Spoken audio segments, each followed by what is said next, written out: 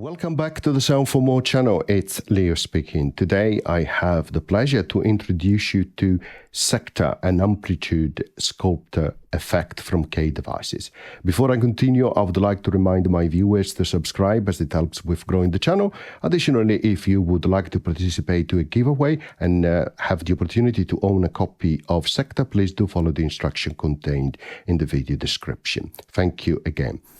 So as you can see, Secta, we are inside the AUM, so let me close it to confirm this. I have also a number of audio sources on which I have, for example, on the first one, hammerhead, pipa, ISM, I have a grand piano here, and then I have the Secta effect here on the last audio channel, which is driven, of course, from a mixed bus here. At the right-hand side on the MIDI channel, I have a Bliss arpeggiator here to drive ISM, and then I have MuseBud and Polybud to drive some of the other synths. And this is what Secta looks like. Now, before we delve into the tutorial, let's go to Factory Preset and let's listen to some of the preset. And we are going to start just with hammerhead. Okay, so first of all, I'm going to show you what it sounds like without the effect. Nice, simple drum beat. Now let's start with this A compressed preset.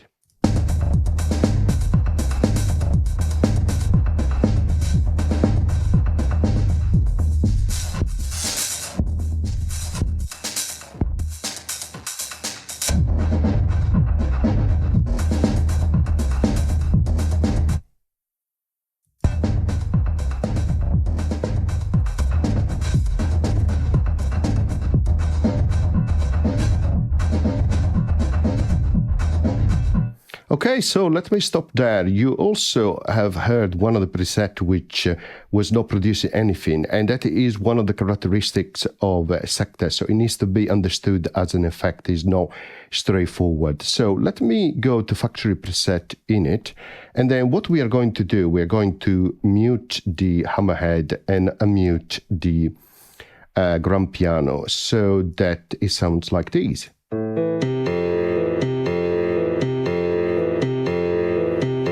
And at the moment, the grand piano is driven by Polybud. You see a number of notes there, and then for each note I have set a different velocity. In particular, the first two have a lower velocity than the other two, and I might want to adjust that a little bit more.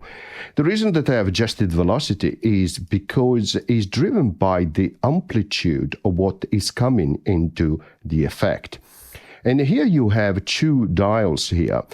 To adjust how it behaves towards amplitude. You have a boost, which is boosting the signal, and the boosting the incoming signal gives you the possibility to then set the verge, which is a threshold with more accuracy. That is why you use the boost, which of course you need to be also careful, because with a high boost it will push, of course, the threshold higher, but it gives you more granularity in terms of setting the threshold.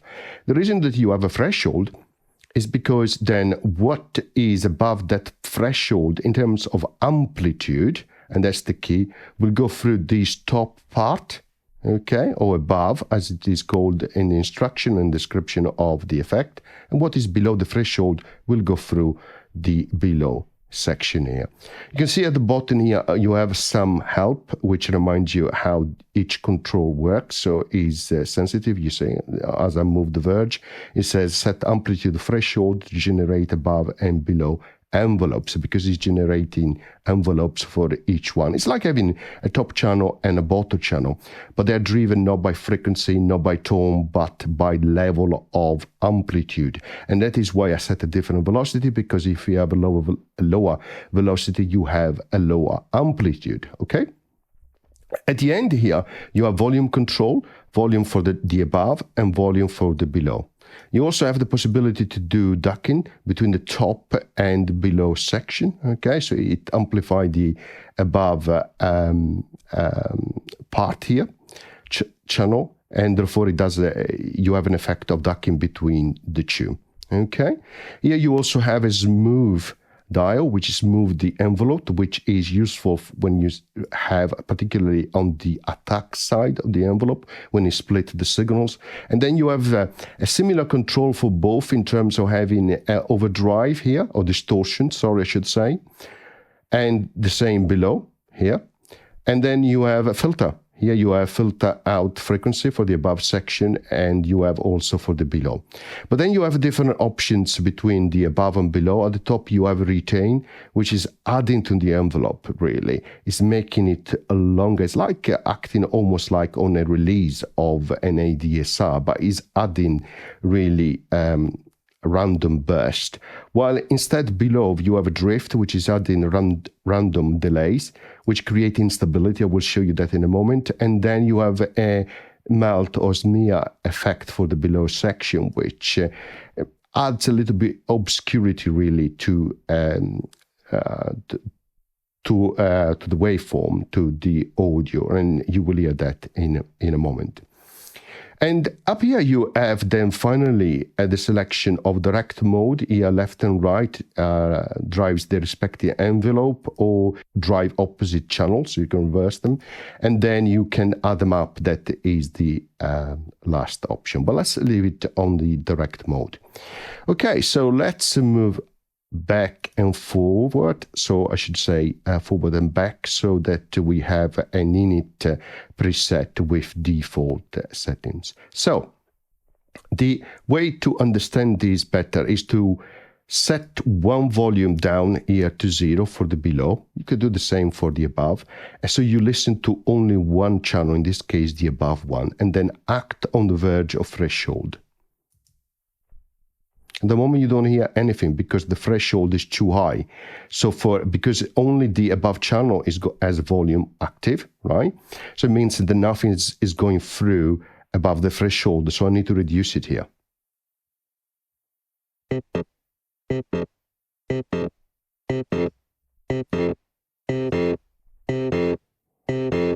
Remember, this is driven by amplitude, okay? And that is a different, of course, concept compared to other effects. So it's based on the level of that signal. So if it is above a certain level, established here by the threshold, then it will go through this channel at the moment where I have volume set to roughly 50%.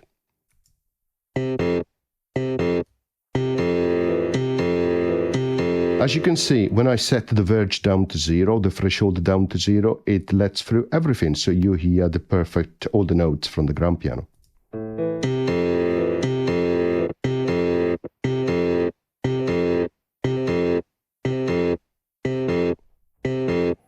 So if you have, for example, notes which are have a very, very loud amplitude, depending on the threshold, then you may allow those notes to actually go through. And then if you have notes which have a low velocity or amplitude in terms of signal, they will go through only for the below section. Of course, it's not as simple as that, because each note will have, or audio source will have an envelope. So as the envelope of that audio signal is going up and down, it will let through some signal and not part of the other signal. And that is where it creates that abruption as effect, okay? And let me show you now what happens adjusting the filter, adding distortion, and also adding some randomness, some burst here to the envelope to make it longer.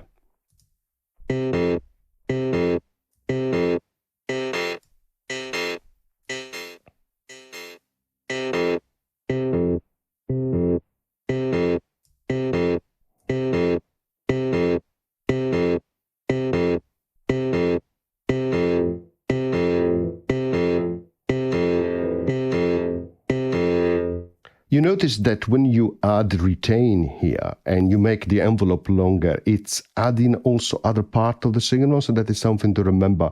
One thing I find useful when you add distortion here is to monitor the USB output up here, or the output from AUM, so you can see the level and you can decide when it is actually picking or not. Of course, when you finished, in this case, you like the type of sound, then what I normally do, I take that down and I act on the below section and I listen to what it sounds like. And you can hear straight away that there are parts of what I was expecting as a signal to go through on the above channel still being captured by the below section. And that is because the speed in which it responds as an effect, but is also because each audio source have a ramping up and descending down, so a decay down as well as an audio signal. So depending on which level, and against the threshold here, which established through the verge dial, you have some signal going up or to the below section. Now let's listen to what happens adjusting the filter, the distortion, and then acting on the drift and melt as we explained a moment ago.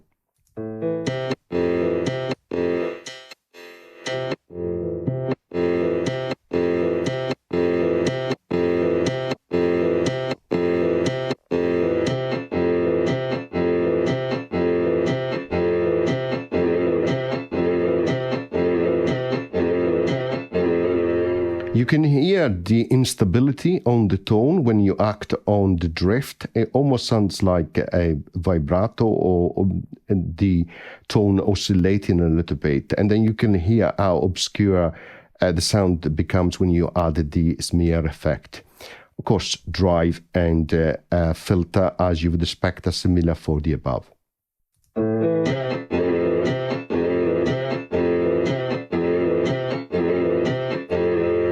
When I like how the below section responds, and then I introduce the top one, and then I listen to the totality of the effect.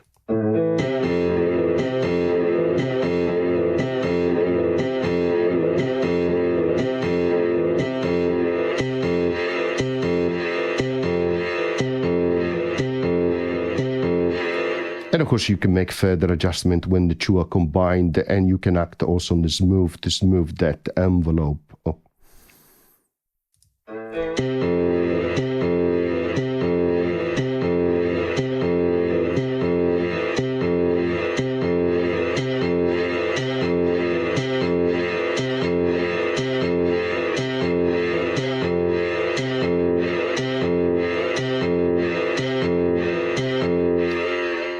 This option here to actually create these ducking effect in between the above and the below section works best when you have the filter in opposite settings, because it's ducking from one side of the audio, which, for example, you might have a high-low pass filter to as effect to the opposite one on the other section. So that works much better in that case.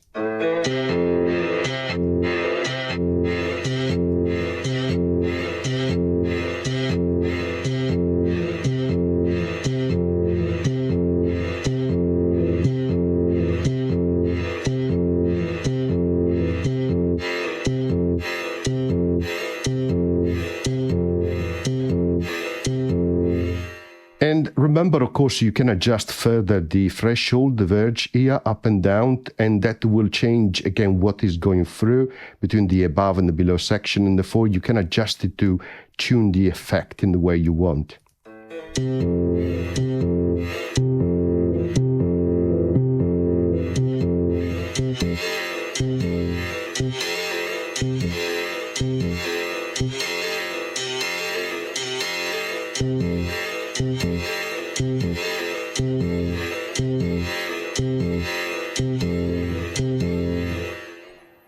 Okay, you also have option here for the help as well, which you can activate and deactivate, of course, which is really good. Of course, you have additional option here, including, for example, changing the theme, which is really nice. Okay, so now let's try to listen to how it sounds using different audio sources. So let's mute the grand piano. Let's unmute, for example, Pipa, and Pipa is actually driven by MusePad, and MusePad is generating random notes. As you can see, this is the scale that is using. Let's remove actually the rest, and I set different velocity here, but you can further change as you prefer. Of course, this just is an example, and the reason I'm using Pipa now is to show you that in some cases it works very well. In other cases, it's actually more challenging to use as an effect.